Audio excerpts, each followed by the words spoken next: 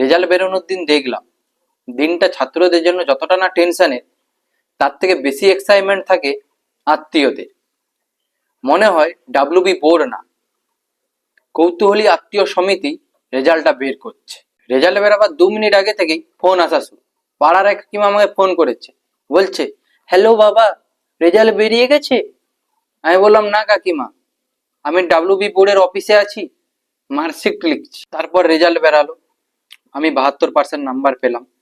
আমার কাছে খুবই ভালো লাগছিল, কিন্তু আত্মীয়দের রিয়াকশন দেখে মনে হলো আমি পুরো পরিবারের সম্মান ওয়েলেক্সে বেঁচে দিয়েছি। এক কাকিমা ফোন করে বলছে, ও মা, মাত্র 72%? এই মাত্র শব্দটা এতটাই ডেঞ্জারাস, তুমি 99 পেলেও বলবে, মাত্র 1 নাম্বার কম কেন? তারপর শুরু হয় কম্পারিজন চ্যাম্পিয়নশিপ। দেখ পিসির মেয়েটা 91% নাম্বার পেয়েছে।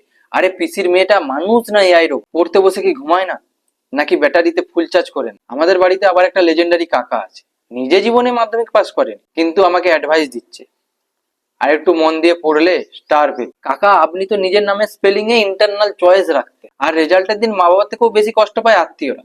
এক কাকা এমন মুখ করেছিল যেন আমার 72%-এর কারণে ওনার এলআইসি পলিসি বন্ধ হয়ে গেছে। সবচেয়ে ভয়ের ব্যাপার কি জানো? রেজাল্ট বেরানোর পর সাডেনলি আত্মীয়রা কেরিয়ার কাউন্সিলর হয়ে যায়। একজন বলছে সায়েন্স নে, আরেকজন বলছে না না না তুই কমার্স নে, আরেকজন বলছে তুই সরকারি চাকরির প্রিপারেশন শুরু করে। আমি এখনো মার্কশিট ডাউনলোড করতে পারিনি, আর এরা আমাকে ইউপিএসসির ইন্টারভিউতে পাঠিয়ে দিয়েছে। আর যদি নম্বর কম আসে, সবাই একসাথে মোটিভেশনাল স্পিকার হয়ে। নম্বরই জীবনের সব না, বাস্তব জ্ঞানটা থাকাই আসল ব্যাপার। তার পরের মিনিটেই বলছে পিসির মেয়েটা সায়েন্স নিবে। রেজাল্ট বেরানোর পর বুঝতে পেরেছি ভারতে দুটো জিনিস ফ্রিতে পাওয়া যায়। এক, ওয়াইফাই পাসওয়ার্ড চাইলে অ্যাটিটিউড।